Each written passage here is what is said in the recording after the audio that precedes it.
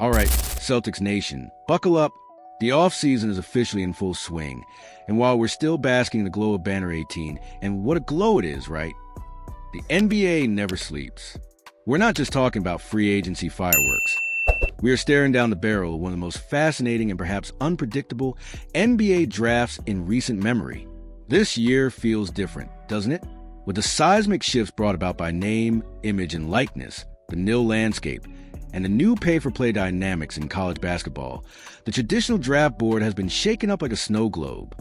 We've seen a significant number of early entrants pull their names out, opting perhaps for more lucrative opportunities or further development at the collegiate level.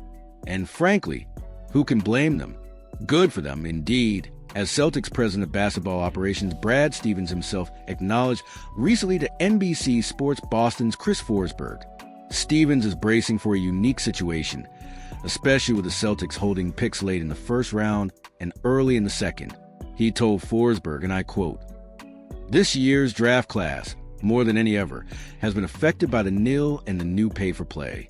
The money can be higher in some of these schools than the bottom of the 20s in the draft. Think about that for a second. The financial incentives for staying in school are now competing directly with the allure of the NBA draft, particularly for players projected outside the lottery.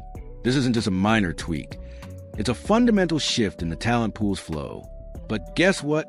Even with 50 early entrants withdrawing their names, including some who were slotted right in the late first-round range where the Celtics pick, Brad Stevens and his crack team will still have plenty of options when they step up to the podium. And that's what we're diving into today, exclusively here.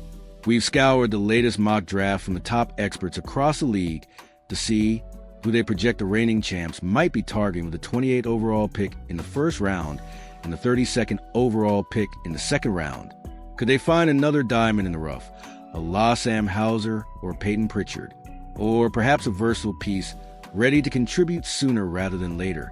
Let's break down some of the names popping up on the Celtics' radar as we officially enter draft month. First up, a name that's generating some buzz after a standout season. Adou Thiero, the 6'6" forward who followed Coach Calipari from Kentucky to Arkansas. Thiero had a breakout junior year, putting up impressive numbers. 15.1 points, 5.8 rebounds, 1.9 assists, and 1.6 steals per game. Now look at those stats. That's production. He showcased athleticism along the perimeter, shot a solid 54.5% from the field. But here's the rub, and it's a big one, his three-point shooting. He only hit 25.6% from deep, averaging just 1.6 attempts per game. ESPN's Kevin O'Connor sees the Celtics as a potentially good spot for Thiero, and his reasoning is fascinating. O'Connor describes him as a slasher with a jack frame and an explosive first step, but acknowledges those severe limitations on offense as a shooter. However, here's the key part of O'Connor's analysis. If he's able to figure out the shot, then his length and versatility would make him a classic 3-and-D role player. And this is where the Celtics factor in.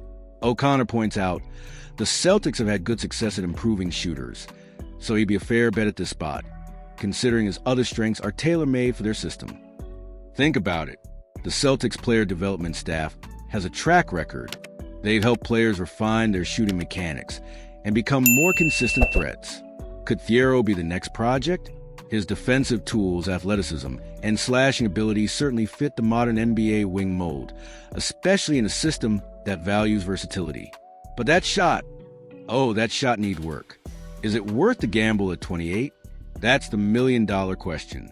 Moving across the pond now, another intriguing name linked to Boston, particularly by O'Connor, is 19-year-old Spanish wing Juan Nunes Gonzalez. Gonzalez has been a role player for one of Europe's top club teams. Now, his stats don't exactly jump off the page compared to college prospects. 5.2 points and 2.5 rebounds in 14.2 minutes per game in league play this season. But remember, he's playing against seasoned professionals, grown men, in a highly competitive environment at just 19. O'Connor notes that Gonzalez's minutes have been on the rise recently, suggesting he's just starting to tap into his potential. He calls him a high motor wing with great defensive tools and a slashing style on offense. The upside here, according to O'Connor, lies in his development. If his jumper and handle develop, He could be a versatile two-way starter. This screams draft and stash potential, or perhaps a player who could benefit from G League time initially. The defensive tools and motor are enticing, but the offensive game is still raw. It's a different kind of prospect than Thiero, perhaps a longer-term play, but one with significant two-way upside if everything clicks. Let's talk big men. Two centers are frequently mentioned in connection with the Celtics picks. First, Caleb Wolf, who spent time at Yale before emerging as a standout at Michigan this past season. Wolf was one of the top big men in the nation, averaging 13.2 points, 9.7 rebounds, 3.6 assists, and 1.4 blocks per game. Those are well-rounded numbers for a center. Wolf shot 49.7% from the field and a respectable 33.6% from three. ESPN's Jonathan Wasserman compared him to former Celtic Kelly Olynyk, which immediately piques interest given Olynyk's unique offensive game for a big man. Wasserman believes Wolf grew as a shooter this season, adding elements to his game beyond just spot-ups. Wasserman wrote, though his three-point numbers might not indicate shooting improvement, he added a pull-up and step back to his repertoire this year. Think about that. A 7-footer who can make 21 dribble jumpers in a season, serve as his team's lead playmaker at times, and still average nearly a double-double with blocks? That's a modern, versatile big man profile. Wasserman concludes that a player with Wolf's combination of size, playmaking ability, scoring versatility, rebounding, and blocking is bound to entice a number of teams. Could his unique skill set make him a perfect fit for the Celtics' fluid, positionless style? Speaking of centers, how about a familiar name to Celtics fans? In a roundabout way, Ryan Cochraner from Creighton, a teammate of our own Baylor Shireman for multiple seasons. Cochraner is a 7-foot, one defensive anchor who has made history, becoming the first player since Patrick Ewing to win 4 straight Big East Offensive Player of the Year awards. 4. That's incredible defensive consistency. He averaged over 2.5 blocks per game for the third time in his career this past season, 2.7 blocks. But he also showed significant growth on the offensive end, averaging 19.2 points per game. Wasserman, however, raises a crucial question about his offensive projection at the next level. The upside with Cochraner isn't overly exciting unless that three-point shot becomes a regular weapon at the next level, Wasserman wrote. Teams will be evaluating his jumper closely in workout settings in May and June. His size, refined inside game, and elite defensive presence provide a high floor, making him attractive, likely as an early second-round pick. But can he stretch the floor consistently enough to stay on the court against NBA defenses? That's the swing skill. Imagine having a rim protector of his caliber anchoring the second-unit defense. But the offensive fit alongside certain lineups becomes a question mark without a reliable jumper. It's a classic high floor, lower upside versus higher upside, lower floor decision the Celtics might face. Let's head back to the international scene, where ESPN's Jonathan Givney and Jeremy Woo project the Celtics could select 2 international players. One name that appears frequently is Pacom Penda, a 20-year-old forward playing in France.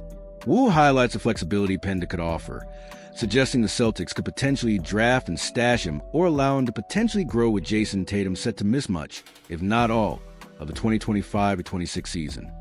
Whoa, let's pause there for a second. Tatum missing significant time? That a major factor if true, impacting immediate roster needs. Woo sees Penda as an interesting sleeper target in this draft range, citing his strong feel for the game and two-way impact after a productive season. Penda offers excellent role player traits as a smart decision-maker and defensive playmaker if he can make enough shots to earn NBA minutes. Like Gonzalez, he's playing against older professionals, averaging 10.2 points, 5.1 rebounds, 2.6 assists, and 1.4 steals in 26.9 minutes per game, more minutes in production than Gonzalez, indicating a more established role. NBC Sports also likes Penda for the Celtics, with Raphael Johnson noting his versatility and solid basketball IQ. Penda, who can play either forward position, offers defensive versatility and a solid basketball IQ, Johnson wrote. However, the shooting concern pops up again. His shooting does need to improve, but Boston should have the options around him to help compensate for that issue. Penda is shooting 44% from the field, but just 30.4% from three and 69.3% from the free throw line this season. The defensive tools, versatility, and IQ are appealing, but the shot is a real question mark. Could he be a defensive specialist who develops an offensive game over time? Givney and Wu also pair Penda with another international prospect, 19-year-old Nikola Surov, who is averaging 12.8 points and 4.6 assists per game. While less detailed analysis is available on Surov in these mocks, his inclusion suggests the Celtics are doing their homework on a wide range of international guards and wings. Finally, let's look at a player who captured the nation's attention during the NCAA tournament. Clayton, the most outstanding player of the Final Four, according to USA Today's projection for the Celtics. Clayton had an absolutely electrifying run, averaging 22.3 points per game while shooting lights out, 47.4% from the field, and a scorching 43.5% from deep over those 6 crucial games. Wow! Talk about stepping up on the biggest stage. His overall season numbers were also very good for a 6'3" guard, 18.3 points and 4.2 assists per game, shooting 44.8% from the field and 38.6% from three. USA Today's assessment highlights his primary strength, has range on three-point shots, and can shoot off the dribble or pass. This is exactly the kind of offensive punch a team might look for late in the first round.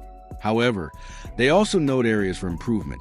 He needs to improve as a playmaker and defender. So, you're getting a dynamic scorer and shooter, a proven performer under pressure, but perhaps a player who needs development in other facets of the game to become a complete NBA guard. Could his high-level scoring translate immediately, providing a spark off the bench? Or are the playmaking and defensive deficiencies too significant a hurdle? So, Celtics Nation, look at this list. We got versatile wings who need to shoot, raw international prospects with defensive upside, big men with unique offensive games, defensive anchors with shooting questions, and dynamic college scorers with defensive needs. It's a real mixed bag, isn't it? Given Brad Stevens' comments about the depth of this draft class in the late first round, and knowing how this team values versatility, shooting development, and defensive IQ, which of these potential prospects, or perhaps someone else entirely, do you think is the perfect fit to join the reigning NBA champions? Are you excited by the raw upside of the international guys? Or do you prefer the proven college production? Let me know what you're thinking. The 2025 NBA Draft is shaping up to be a fascinating puzzle for the Celtics. With picks 28 and 32, they have the opportunity to add valuable pieces to an already championship-caliber roster, whether they're immediate contributors, long-term projects, or assets for future moves. The front office has shown a knack for finding talent in these ranges, and this year's unique draft landscape only adds to the intrigue. We are just weeks away from finding out who will be the newest members of the Boston Celtics. The decisions made on June 25th and 26th could play a key role in shaping the future of this dynasty. You absolutely do not want to miss our comprehensive draft coverage right here on the channel. All right, that's our deep dive into the mock draft landscape for the Celtics. What did you think of the potential names? Who are you hoping to see in green? Let me know your thoughts down in the comment below. I read every single one. And hey, if you enjoyed this breakdown and want more exclusive Celtics content like this, please hit that like button. It really helps us out and lets us know you're loving what we're doing. Stay locked in right here for all the latest news, analysis, and exclusive insights as we get closer and closer to the 2025 NBA Draft. You won't find this level of detail anywhere else.